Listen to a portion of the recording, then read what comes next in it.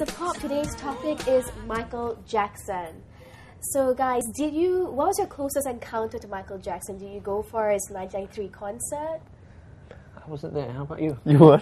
I wasn't there either. I was there. I went for the second night, which was cancelled and later postponed to a couple of days afterwards, if I remember correctly. Yeah, for all the young viewers out there, excuse me, all the young viewers out there, in September 93, the second night was cancelled, right? And it disappointed 45,000 fans at the Kallang Stadium due to a severe migraine. He suffered a severe migraine. So he said something and, like that. reports came out like next day saying that he went for a brain scan at Mount Elizabeth, and the brain scan actually showed that he was, I quote, absolutely normal. Kicking. Yeah, I don't know whether it's kicking but I don't know. I mean, but he went on to do the concert, and everyone was just happy. Yeah, I was in the National Stadium, and we were up in the stands, so from where I was, he looked about that small. But what was cool was how he appeared on stage. There was this big explosion, like tuft of smoke, and there he was, and then...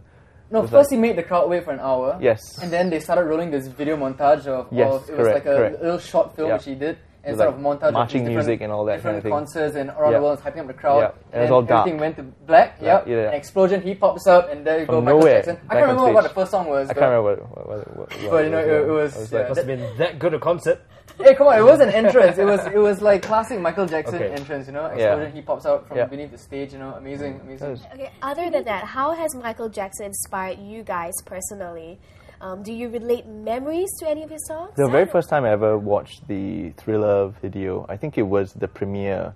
I don't know where it was I watched it, but it was the first time I think Singapore was watching it on screen. I think it was on TV or whatever. But the first time I saw it, I was actually really scared because I was like 6 or 5, and I was really, really scared, and I had nightmares for a bit. So if I remember correctly, I think my parents were quite wary every time it came on. They would just cover my eyes and bring me to another room because it was quite scary. I would say memory. I was terrified of I was really scared. How about you, Ju-Len? I think I first became aware of Michael Jackson during the 1983 Grammy Awards when I think he won like a whole bunch of them, and he kept coming up Billie on Jean stage. and stuff. Yeah. So I think I was kind of becoming aware that music is something you buy and consume and ponder. And I think all my friends in the playground were singing "Beat It" and trying to sing like him. Not very successfully.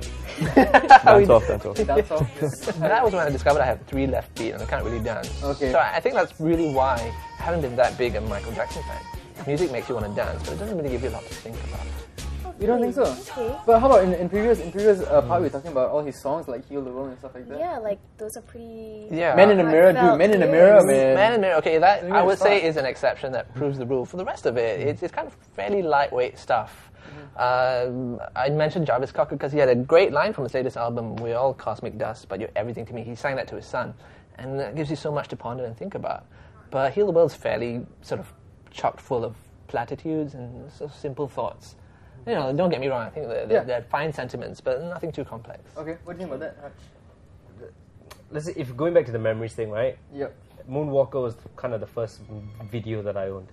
Moonwalker was the best. It's the first kind of movie where you saw like it kind of killed Terminator for me. The Terminator was cool, right? But then Michael Jackson turning into a robot at the end and saving and blasting off into space, bro. And heading to a car. A lot. I don't know. That brings back a lot of kid memories, like thinking about that film. Bad, one of the first albums I owned as well. So, yeah, I guess there are memories there, but it's not like I dressed up in a leather jacket and I tried to fight the other kids on my street, and like sing bad at them because I would have probably been beaten up. But okay, like there are memories there. Yeah. At the height of at the apex of like your Michael Jackson fandom, could you rate from 1 to 10 like how big of a fan that you were? Probably like an 8. Wow. But just for the music, I'm not really for his performance. I could listen to his songs like on repeat, but that's about it. Sujin? Back in the day, probably about 7 or 8. 7 or 8? Yeah. Eva? 10 upon 10 for me, but... Come on, man, off the wall. Yeah. Off the wall, Yeah, Quincy Off the Jones. Wall. You can't go wrong with that. Yeah, I was a little bit too young to appreciate Off the Wall when it first came out. Yeah. But I think I was a fan of Michael Jackson when he was still black. So, Thriller and all that. But still only a 3 out of 10, I would say. And in our next part, we're actually going to talk about like this resurgence of his album sales and stuff like that. So, and whether fans are guilty. Yep, you guys have been like ragging on Michael Jackson, and now you want all his records and it's sold out. Well, stay tuned to the next episode, guys. We'll be back. You've been